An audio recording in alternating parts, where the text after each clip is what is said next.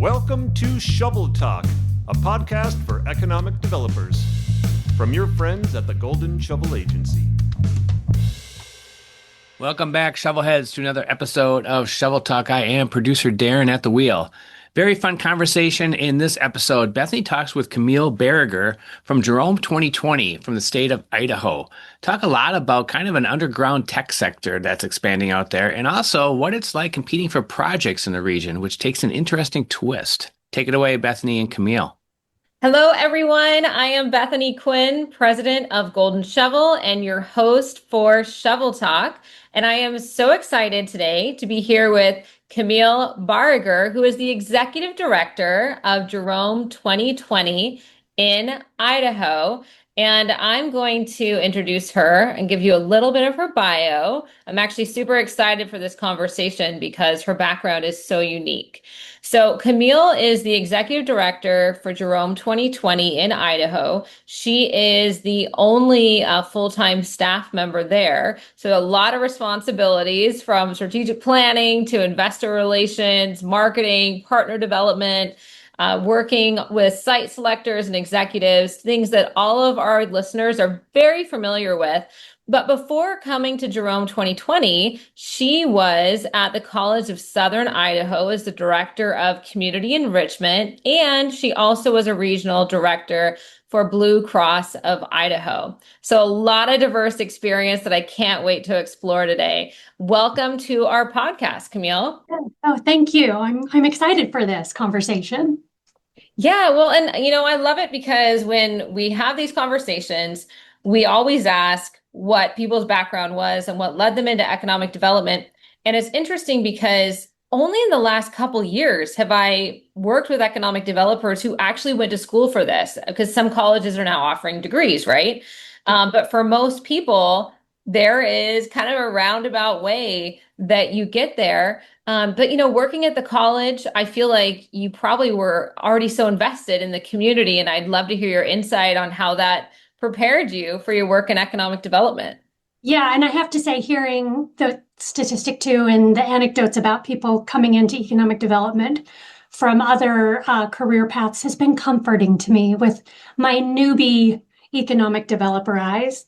So yeah, I started off life wanting to have a career on the stage in New York. I wanted to go be a Broadway actress, and life happens, and you notice that a lot of people that run performing arts centers and are in that work started out as artists themselves. So I ended up at CSI in my early 20s. I got a little job, answered an ad in a paper to develop enrichment courses. Kind of, I think some of the big universities call it the learning annex, but our community college, there was a really robust schedule of enrichment courses. But then I also got to program the performing arts. So you might have these in your cities, or, many people do, where the international performing artists come in from all over the world, and you can buy single tickets or you can buy season subscriptions. So I did that for 23 years. Oh, fun. It was so much fun, but it was a lot of stress, super high stress. And that was similar to this, where I was a one-person show, basically. So I brought in probably 8 performances a year and wrote grants and got sponsorships and ticketed, and also brought the school kids in and tied it into curriculum.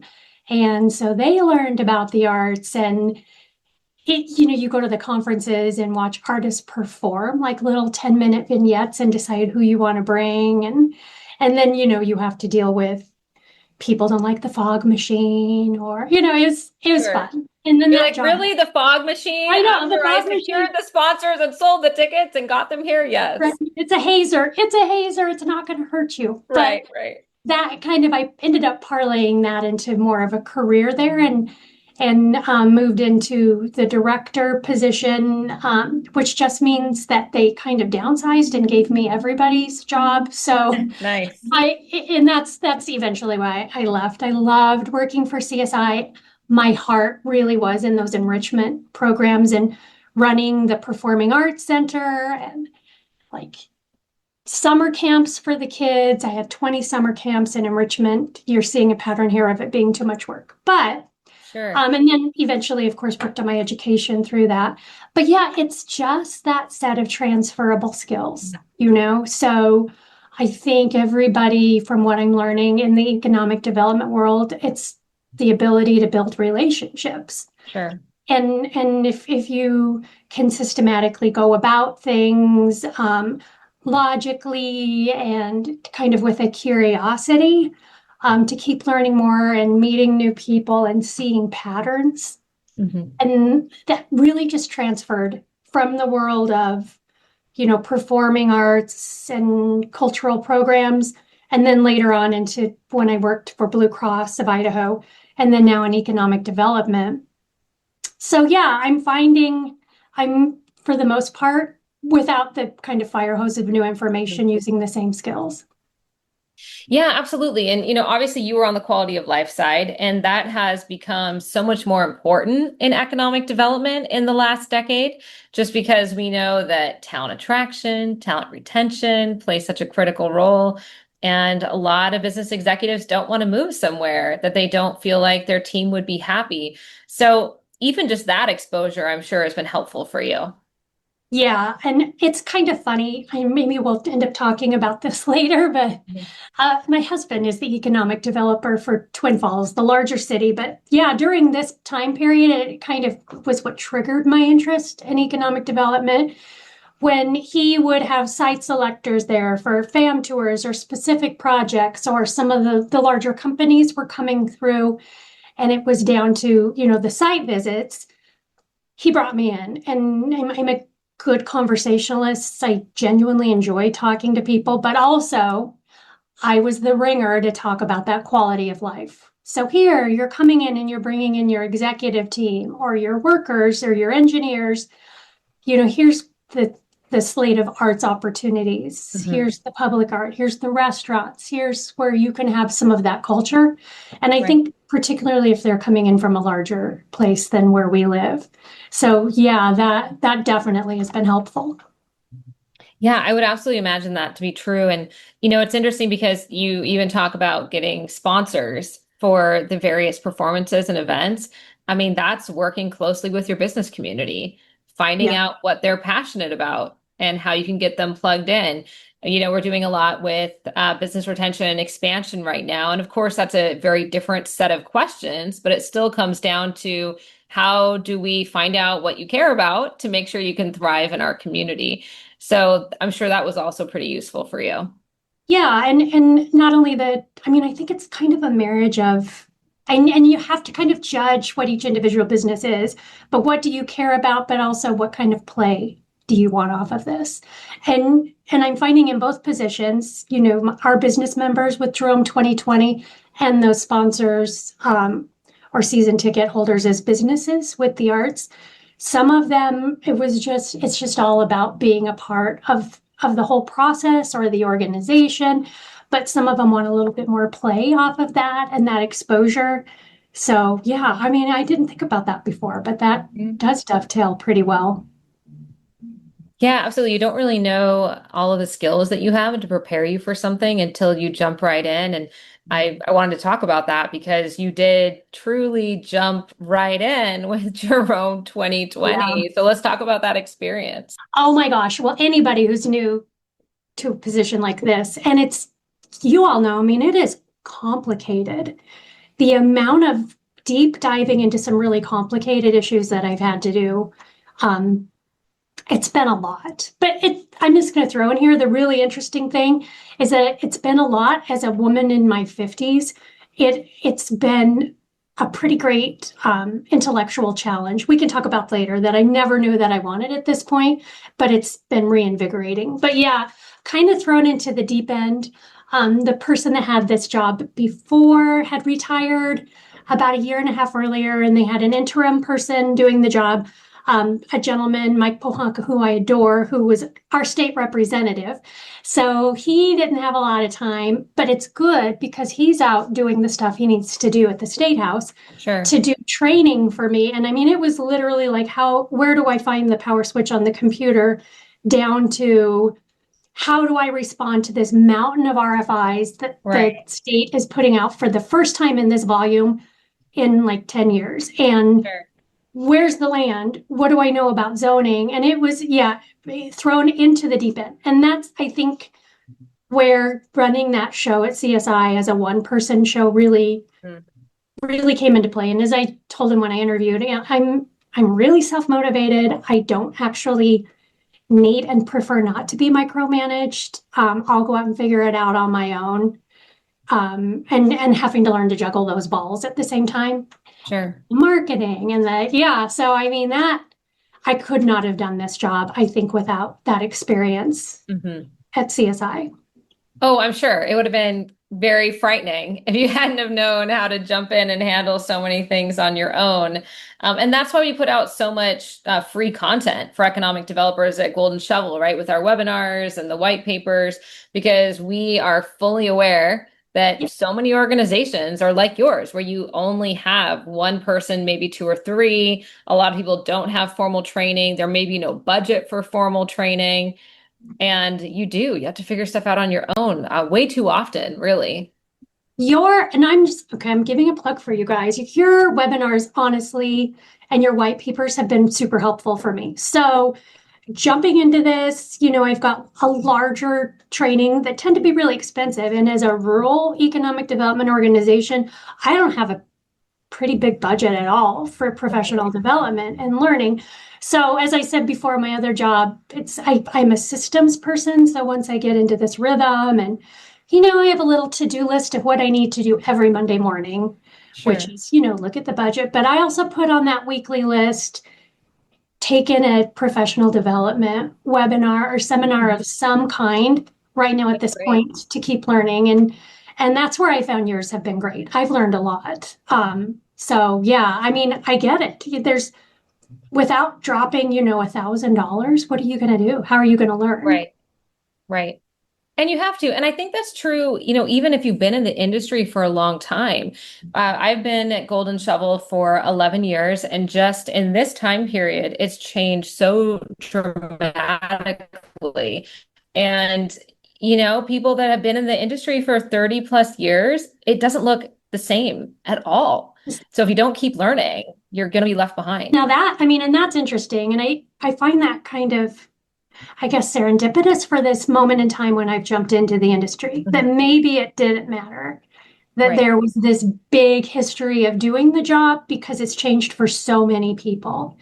And I think the moment, especially where we're at with, AI, search engine optimization, the future of nuclear, what's going to be going on with our airspace and just it's changing dramatically. You're right. And so I have to say this kind of a funny anecdote. When I was at CSI, so that job wound up probably about 4 or 5 years ago when I decided I just needed a change.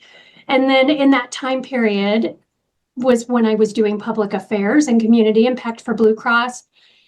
And there wasn't this big need to be, doing all the content writing or even writing press releases, or I didn't do my own marketing like I had done previously.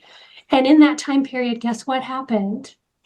AI showed up. So I start this job and then suddenly you realize, I'm a woman in her 50s and facing a whole new sort of frontier of AI. And getting back in that and practicing that every day. It's different, 100% different from 5 years ago.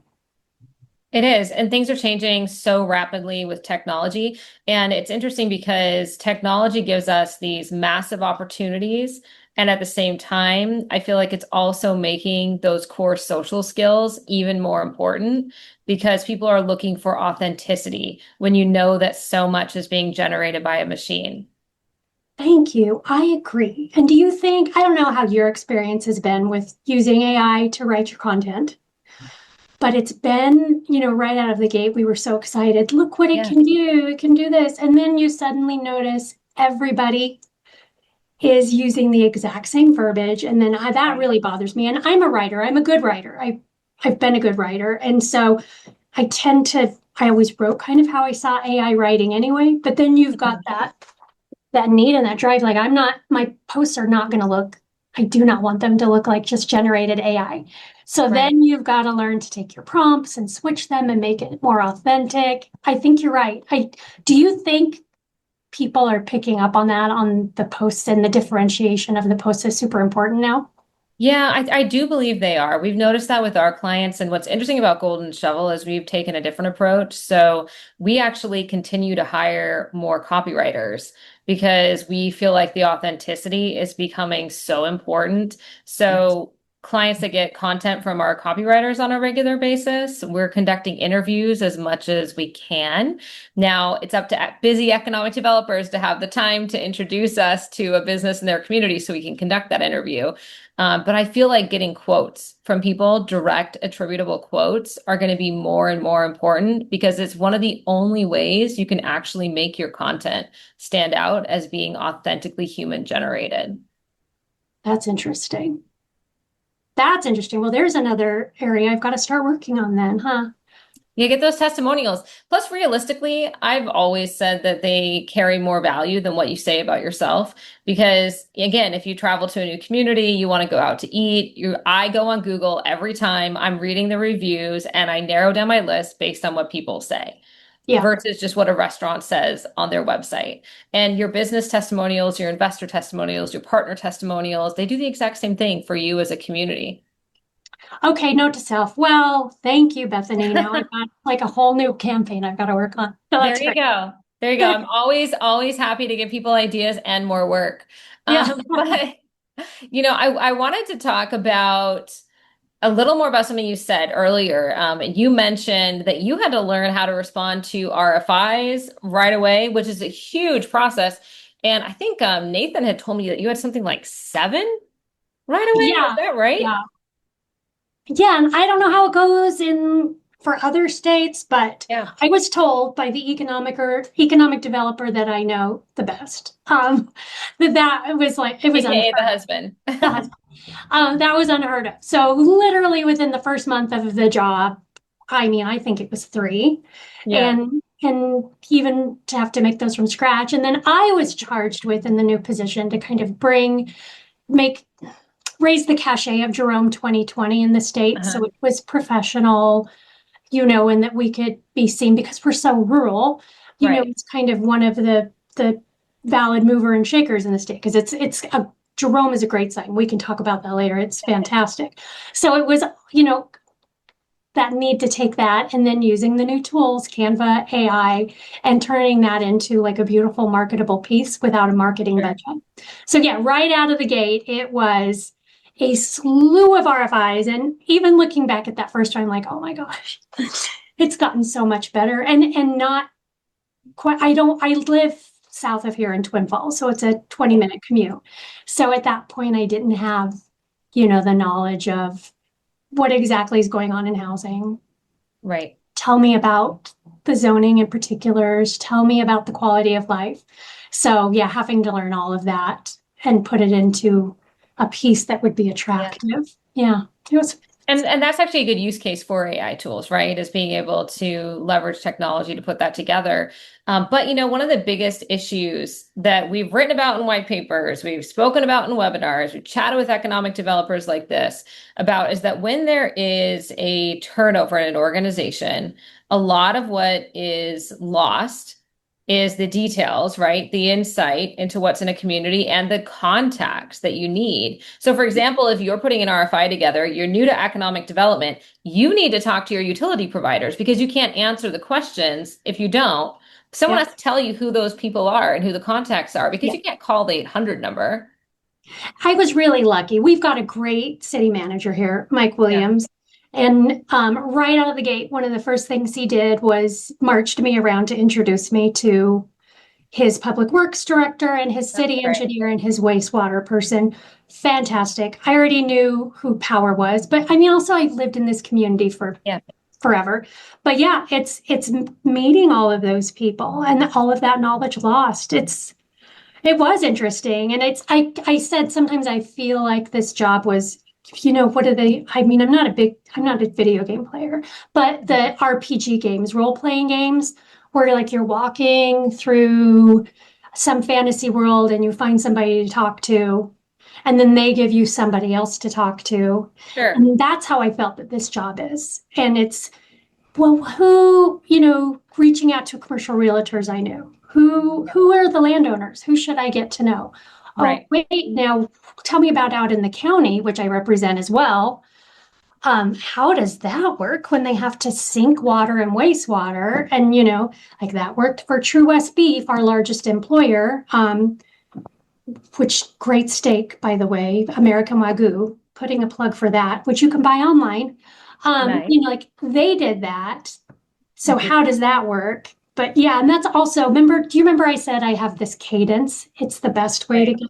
My Tuesday mornings are comprised of just reaching out to people and making appointments and making myself do that for literally 2 hours. Think who's somebody new I can talk to, or they're people that I need to go circle back with.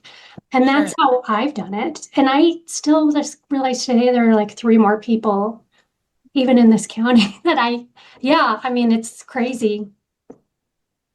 No, that makes sense though, that you do that. And I mean, it's kind of bold, right? Because a lot of people are shy. They don't want to pick up the phone and make an appointment with someone they don't know.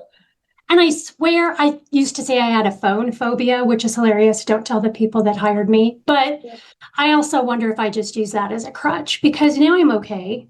Just picking up the phone, especially now. Here's a weird thing: if I walk around while I make the call, does that helps you if you walk around? Try it. Like you just walk while you're talking, so then you're not concentrating on the anxiety of calling somebody new. Oh, that's a great tip for all of our listeners who don't want to pick up the phone. That's a really good tip. And I have noticed when I pick up the phone, and I have picked up the phone, like I'm not going to drop names, but from some really big developer names in the state, really, really big, and thinking they're never going to want to take my call, or who am I calling? And everybody's been incredibly responsive and kind. Maybe that's an aberration, but it's been a really great experience. I would say, isn't this interesting? More so, I get a better kind of adoption of those calls or the callbacks in economic development than I did in the arts. Okay. I don't know if that's like a statement about our society, but that's interesting. There is a certain cachet that comes with being in economic development. For sure. Well, I think there's also the point that, if you're in economic development, there is a good chance that you're going to be able to offer something of value to whoever you're reaching out to. Yeah, people have a connection, a resource, something, right? Yeah, and for art, you were like asking for money. Who knows? Yeah, exactly. So I'm sure that definitely does help. Now, one of the things that I wanted to ask you more about is just Jerome in general. We haven't talked about the community. So tell us about Jerome. What do you want people to know? Yes. Okay. So for our listeners who are not familiar with Idaho, you see how Idaho is shaped like a giant fat L. And there is a little, we call it the Smile, the valley that kind of runs in an arc along the bottom of the state. And that's just a series of valleys, right? Yeah. So to the south of that, you have wilderness. You have great stretches of canyon lands, like gorgeous canyon lands and wilderness and mountains. And then to north of that, we have in Idaho, it's the largest kind of expanse of wilderness area in the lower 48. Protected. Oh, really? The largest wilderness? Wow. Yeah, it's if you're outdoor, like, okay, people in Idaho don't like to say that. Like, we like to say nothing to see but potatoes here.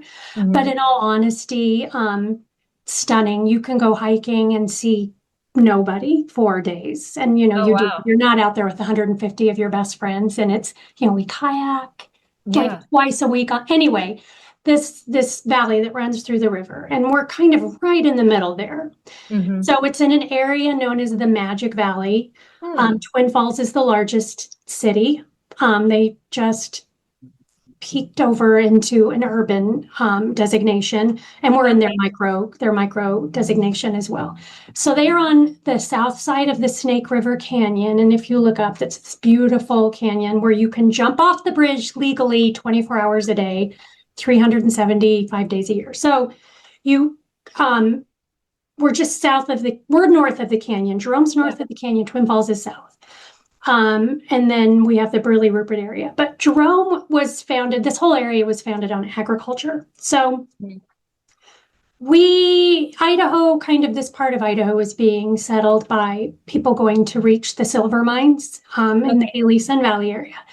And on the way, a gentleman, I.B. Prine, had stopped at that beautiful canyon and just fell in love and stayed there and built orchards, and then realized one thing, that when he started to use the water to water the land, it was incredibly fertile. So we used to be over the Yellowstone caldera, and how plate tectonics they move. Yeah. So underneath the bottom of all this is incredibly rich mineral soil. And then there was a very large flood, the Bonneville flood in, whenever times, ancient antediluvian times, that came through and deposited silt on top of that. But then we're a desert, but then you add water, and we have some of the richest agriculture land in the country. And so Twin Falls was formed after they created the canal system. And about 3 years later, they sent some people out north of the canyon to find a place to settle in Jerome. And actually, where I'm sitting right now in this office is right where they dropped that pin. They woke up that morning, loved the view of the mountains on all sides, and said, this is Jerome. So got it. That's where we are. So very, very rich agriculture, very, very rich dairy and cattle processing. So that is all around us, and that is the main driver of the economy. But of course, from that came the vertical horizontal integration. And because we have such a ready supply of milk and beef and the agricultural products, we have a lot of food and dairy processing. I guess a lot for our size. So a lot of cheese, and then milk products. So particularly the protein and the stuff that comes off of that. So Idaho Milk Products, Commercial Creamery, AgroPure.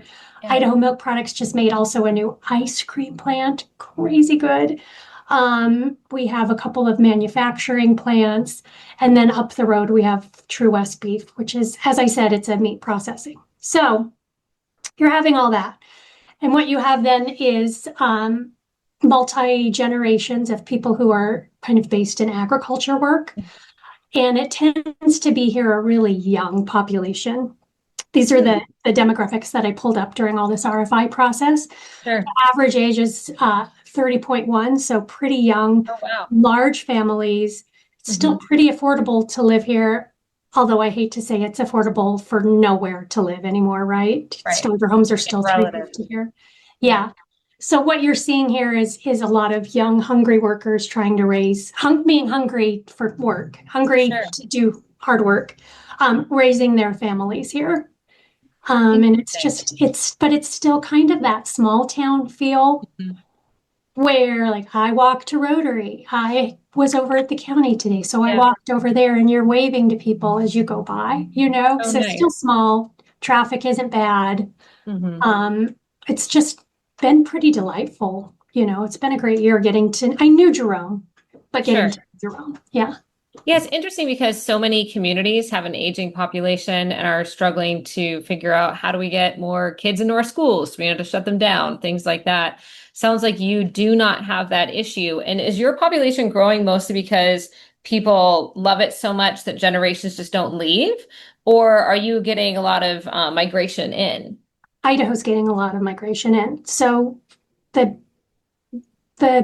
lieutenant governor likes to say we've been discovered finally. And a lot of people, from what we're hearing from California, Oregon, and Washington, are making their way over. And we're seeing a lot of businesses that are moving here. It's less regulated, we say a little more business friendly to do business in Idaho. So we're seeing a lot of that. And COVID really brought people over in droves into Idaho. So Boise in particular, the state capital, and Boise's growing. This is so fascinating where we're situated. Boise is an hour and a half from Jerome on the freeway, straight shot. Like in bigger cities, hour and a half is nothing. That's your commute, right? Boise's here, and Micron Boise is like probably the country's emerging tech hub right now because of Micron's build out with their chips, their microchips. Sure. So Boise grew at since 2020 a 20% growth rate. Yeah. Jerome grew at 13%. So we're just seeing more of this. A lot of growth. Mm-hmm. Yeah, everything too is where you're at, I guess, in the country. For those who aren't totally familiar with Idaho, you are so close to Nevada and to Utah as well. You're not that far from Wyoming. Yeah, I mean, I think that's why we've positioned ourselves as a logistics hub for all of this time. It's so easy to get product to market. We are right on Interstate 84. Almost all the properties that I showed to site selectors or companies, it is accurate to say your trucks with your product are on Interstate 84 in 5 minutes. Oh, wow. Like that's a blanket statement all over. Your trucks are also on the road with their product to Highway 93 within 5 minutes. It's the crossroads. So you know, and it's not a crazy bottleneck anywhere.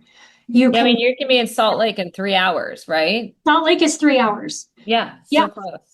And yeah, anything on the West Coast is a day's drive away, and great rail, air service. We've got a little county FOB as well as the Twin Falls Airport. But yeah, it's just that where we're positioned, right? By, you know, and we can talk about that too in the further, but what does the future look like? And anyway. Well, let's talk about it now. What do you think Jerome is? I know. So we've talked about the food and dairy processing, and that's great. And that is our bread and butter. And we're big on ag preservation too, which is an interesting thing. But we need a little bit of diversification. Mm-hmm. You know, you need that. So we, you know, have actively been courting advanced manufacturing. We just got very close for an RFI for an aerospace company, which we can delve into later. That's really interesting. Is it out of the question to think, let's think about aerospace, not just from the one company that we were working with, but is this the future? You know, is this where things are going with? And I listened to your webinar that you guys did about the future of impact air. Yes, like the whole idea of, for lack of a better word, flying cars, you know, and can that be a Jerome? Sure. Well, and for someone like Jerome, it's really interesting. I am not the expert in that. One of our partners, Ron Prisha, is, and that's who would have presented the webinar because he's a pilot. He was also a state legislator who helped to secure funding for airport expansion. So he's actually developing strategies for communities all over the country that want to expand their airport and capture these future opportunities.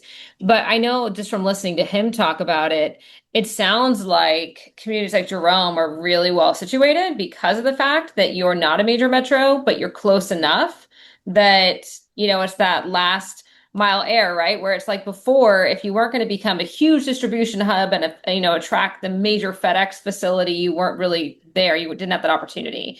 It's going to be where these smaller airports are going to have the opportunity to play a much major role in distribution through these autonomous, you know, drones and delivery vehicles. It's really interesting. It's really interesting. And when, you know, even feeding into that, the manufacturing side of that. Yeah. They're going to be made. And I'm eyeballing that and just, you know, is there a way to tie into that? Should we be looking at that? Because the aerospace company looked at us hard, and they didn't think that there was anything that didn't think that Jerome fit the bill for that, you know? And so I'm looking at that. I'm looking at Micron in Boise is an hour and a half too far out to you know, tap into that supply chain for whatever. And I don't think it is, you know, and what's going to happen with commuting with the advent of flying cars? Can you jump into a commuter, not Jetsons, although the little girl from the 70s in me wants that so much. You know, is it not out of the ordinary to think you'd be living in Jerome, but jumping in your commuter or whatever to Micron? And then here's something even as interesting, if not more. So hour and a half to Boise, 3 hours to Salt Lake. We are 2.5, depending on where, to INL. So that's Idaho Engineering Laboratory, or Idaho National Laboratory, excuse me. And that's basically the world's emerging nuclear hub. Right. So that's in the whole tech hub, excuse me, the nuclear hub. And we've got the commercial nuclear facilities that are bringing their microprocessors online. They're bringing their small modular reactors online. And isn't there going to be a manufacturing component to that eventually? Sure. I just here in this rural town of probably 15,000 right now, it's so weird to be thinking I think we have to think as futurists as well. We have to think about the flying cars and the nuclear power. It's crazy to me. And really, basically what you're talking about is making the world smaller to where before, or even now, maybe Jerome would be viewed as rural and too disconnected from these places, even though an hour and a half is nothing. As we continue to have technology advancing and we have more drones and more autonomous vehicles, the world gets smaller. Those places that are an hour and a half away now might be 20 minutes away later. So you do definitely raise a really good point, and that makes me ask you a follow-up question, right? Strategic long-term planning for the community. If you want to think futuristically, you got to do it. Yeah. Do you guys have a strategic plan that you're operating from? Can I say in a nutshell, I don't know yet, and I'm glad I can say that because I definitely needed to round out this first year in this job. I am not going to come right out of the gate and think that I can prognosticate how this is going to go or how it should go. I have had to learn so much in this year, and so I'm wrapping my head around it. And we have a regional organization too, and so as a region, I think it's time for us to come together and talk about this and maybe get some diagnostic tools and get some professionals in. And I don't know what that looks like. And I don't know what the budget looks like for that. But from there, then going out, and then actively courting. And I don't know. That's a good question. I don't know, but I believe I'm at the point where I can start to think about it from an informed point of view as compared to a year ago. Well, and I think that from what we see, that process is so critical. It always has been, but even more so right now, given the need to engage stakeholders. Because again, like I said, I've been here at Golden Shovel for 11 years. I have never seen as much opposition to economic development as there is now. And a lot of it is because of misinformation. A lot of it is the data center blowback. And I have been encouraging economic developers for years to get out in the community and have conversations and engage your stakeholders. Because the thing is that economic development is nebulous. It's very difficult to describe what you do and why you do it, and to help people to really process through the tools that you use to do your job, because it is complicated. But at the same time, if they don't know you and they don't know that you have their best interest, when they hear something that could be false, or they see something on social media, that's what they're going to believe because they don't know you. And, if you're going to say bring in futuristic things, or you're going to maybe do something that's slightly outside of their comfort zone, you got to talk to them first to make sure that they'd be excited about it and on board. And I think, that absolutely. And here's another interesting thing about Jerome. I had no idea that I was kind of stepping into a job that had this situation going on. So, and this is happening all over the country right now, particularly in Idaho, but everywhere, which is the loss of agriculture land. And in Jerome, it's people feel that deeply, and I get it. My husband and I inherited his family farm a number of years ago. Oh, wow. And kept for a while trying to, we contracted somebody to farm it. We turned the main house into an Airbnb. And our boys weren't going to farm. We weren't going to farm. It just got to be too much to maintain the two lives. So we ultimately, a year ago, or less than a year ago, made the decision to sell our farm and the best, everybody's dream, right? Where you sell it to the 37-year-old farmer next door who wants to increase his acres to 350, right? It's what that's wonderful.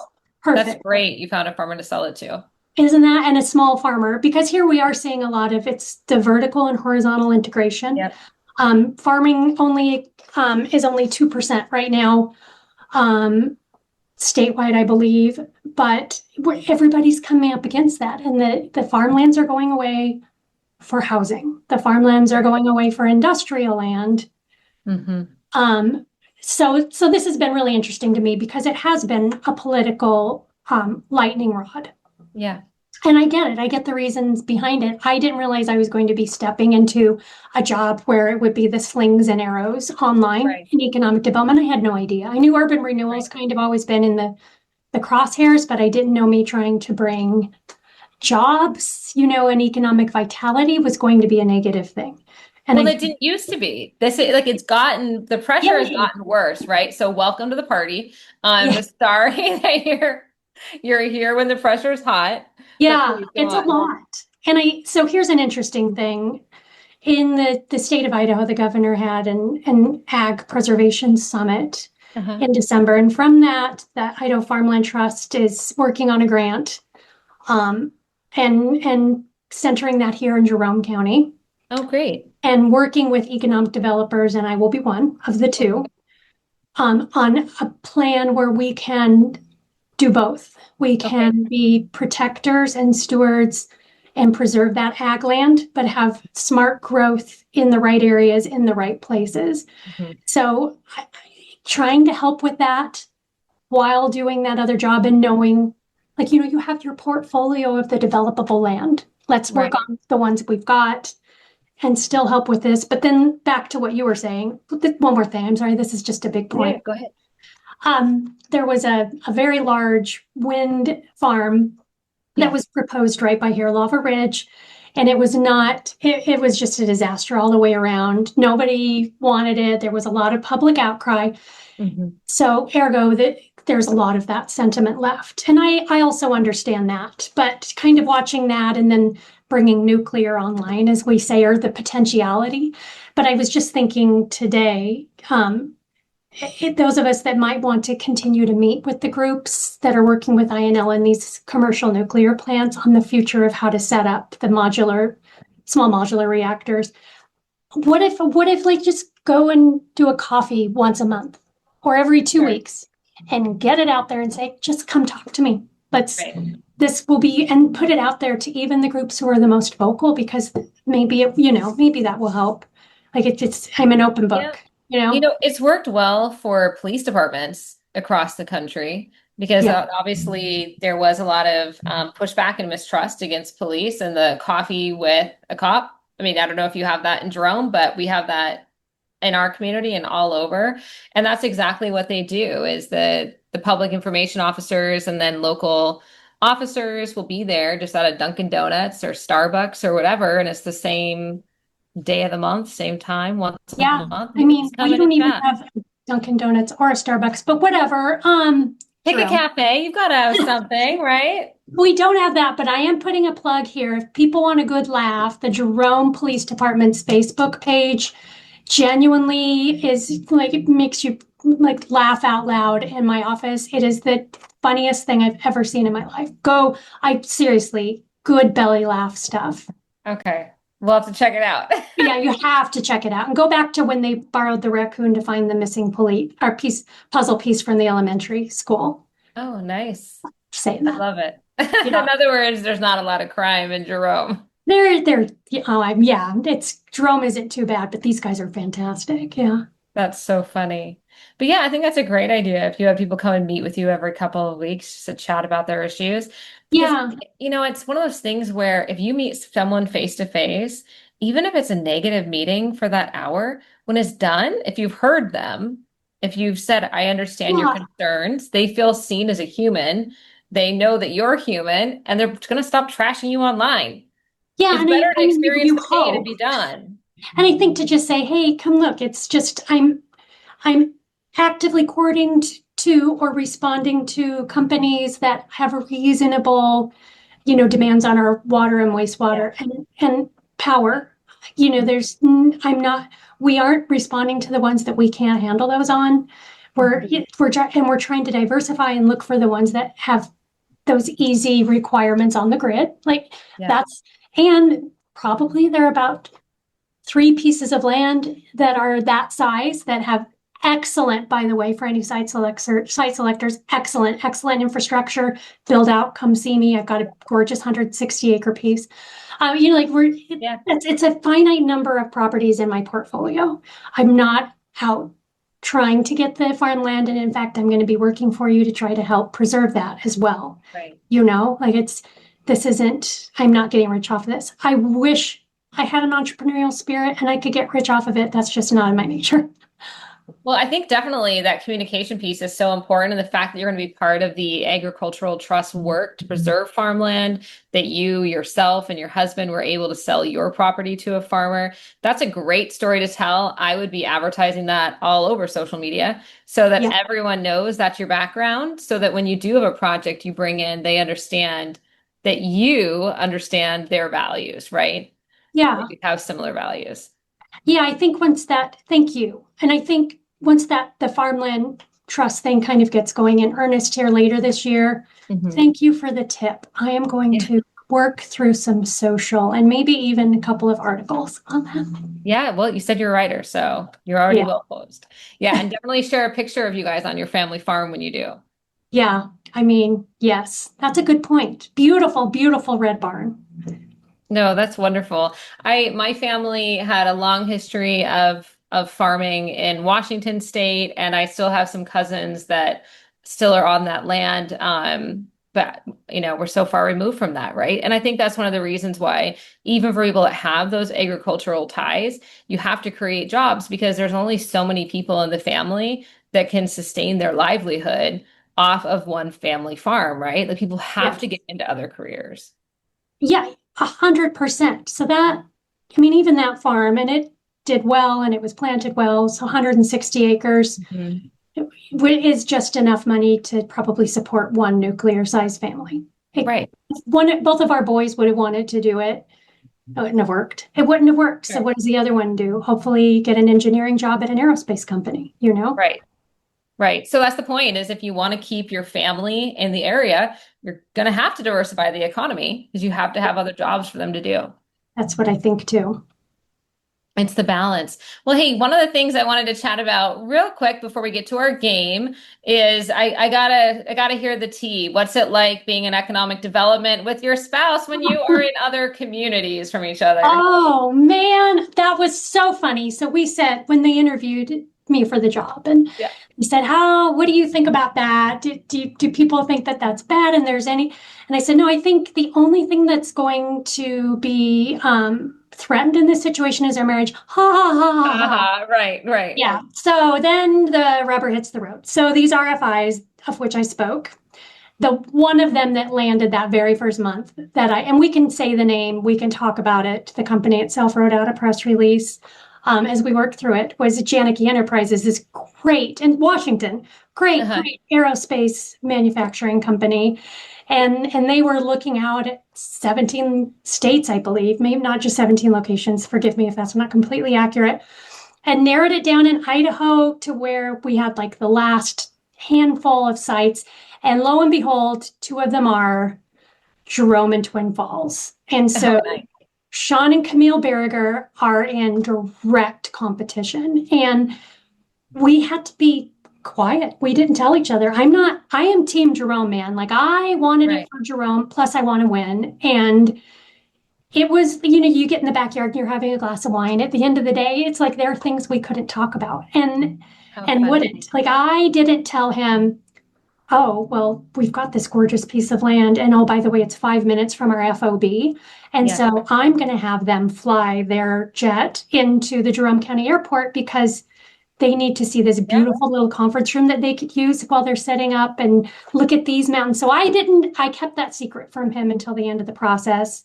And then at one point I wanted to show him how gorgeous my Canva used PowerPoint was. So I showed him that, but now I wished I wouldn't have, because I think he's going to up his game visually. But then at some point we shared it, right? They came for site visits the first time. So Jerome was the morning, Twin Falls was the afternoon, but in between. Oh my goodness. Did they know that you were married? Yeah, they did. Because that's hilarious for them. It was pretty funny. And it was, we shared the big passenger van, and Well, I guess the second one was a passenger van. The first was a really nice car, but we shared that. So I did it, and then we met in the middle at CSI, College of Southern Idaho, and I introduced them to my husband. We shared the presentation on workforce development and CSI and labor. So we had an hour and a half, 2 hours that was our shared content. And then he took them for the rest of the day. And then we met back up and had dinner and just had a great time with the Janicki family. They're fantastic people. Then, they had to have been cracking up. I think they loved it. And honestly, it's a regional. It's weird because it's regional, but yet I wanted him for Jerome. You want that tax base. And Twin Falls has Chobani. Twin Falls has Cliff Bar. Jerome, it's a great piece of land, like infrastructure, water there, wastewater there, enough power, right? They're like, I had a great piece. I still have it, site selectors.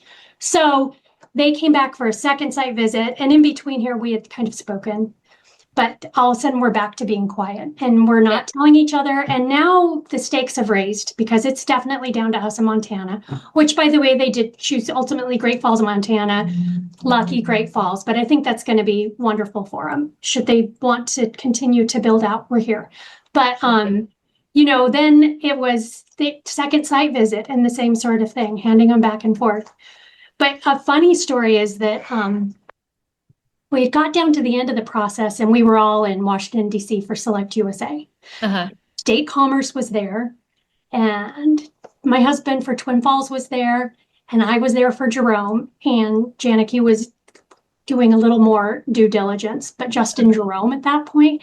And I had to keep it so secret that I was like ducking into supply closets and having, oh my God, like with my husband right out there. And I would have to be like, I've got to go to the bathroom.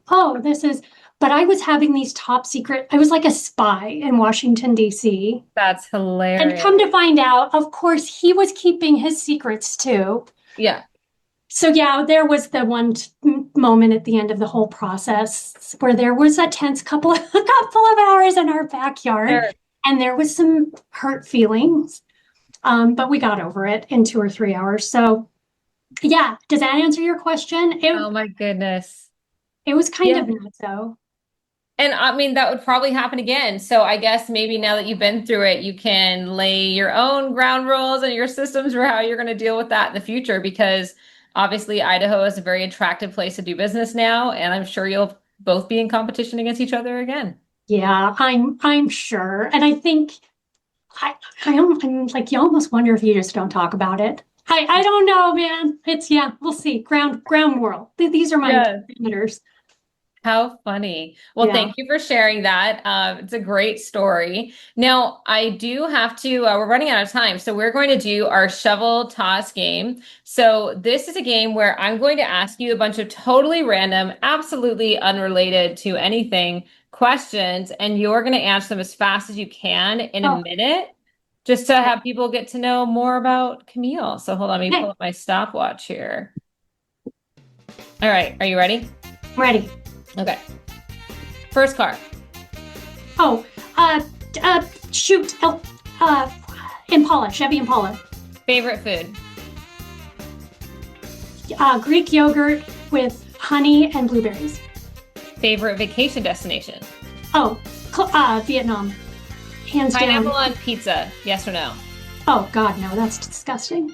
Book you're reading right now. I'm actually reading Emily Wilson's translation of the Odyssey. Bucket list item. That's a hard one. I tend to do whatever I want to do. Pass. Go back. Karaoke song. Learn the guitar. Karaoke song. I will survive. No, wait. Holding out for a hero. I will survive when I was younger. Holding out for a hero now. All right. What superhero would you be? I don't watch superheroes. And I would want to blow shit up with my eyes. Next. I don't know. Okay. What is your favorite spot in Jerome? I would have to say ICCU Park. And what do you want your legacy to be? What do you want to be remembered for? I think kind. I want to be known as kind. Okay. I still want to pause on that. We're not going to pause because it's done, but that's interesting. That changes at this age. Yeah, and actually you got all of them in a minute minus that last one, and I never time you on the last one because that is a very important question. It is, what do I want to be known as? That is something, it's interesting. Like I said, I'm in my early 50s, and before I would say a great artist, I want to be known as a great artist, but you lose peace when you give your life over to that. And do you want that anymore? A good family, a good wife, I don't know. I don't know the answer to that right now. It's evolving. Yeah.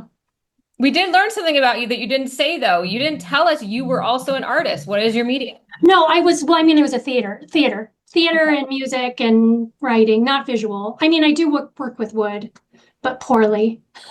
Yeah, but you were in the theater. Very cool. Yeah. Years ago. Would have been fun. Yeah. Well, I think we've learned a lot about you today and Jerome and what it's like to compete with your husband for economic development projects. And I really hope that people listening took away multiple things. One, it sounds like there's great opportunity in Jerome, Idaho, but also that, the story that you have, that you come to economic development with, can make your job richer, can add value to your community. So if you were like Camille and you are new to the industry, jump right in like she did, because you have a lot to offer, even if it's not traditional. So yes. Be brave. Be brave. Yes. And hey, would you tell everyone how to learn more about Jerome and how to reach you? Yes, of course. Well, we've got our website, Jerome2020.com. That will give you a really good overview of everything in Jerome, plus show you those great recreational spots that I was telling you about. My contact information is right on there. Otherwise, you can give me a call, 208-731-3729. Well, thank you so much for being here today, Camille. Yes, thank you. Nice to meet you. You too. All right, bye-bye. Thank you, Bethany and Camille. Like always, I do want to direct everyone to our thought leadership content under the Resource Learning Center on the Golden Shovel website. I especially want to direct you to this podcast and an ebook, all tied into building buy-in, a blueprint for engaging residents and stakeholders. We've had a lot of great comments about that, a great response to this content that we pushed out, and it does a great job instructing how you economic developers need to toot your own horn a little bit more. Let the community in the area know the great work you're doing. So please go to goldenshovelagency.com and check that out, along with all of our podcasts, all of our ebooks, and all of our recorded webinars. Thanks, folks. Producer Darren here signing off, and stay tuned for another episode of Shovel Talk.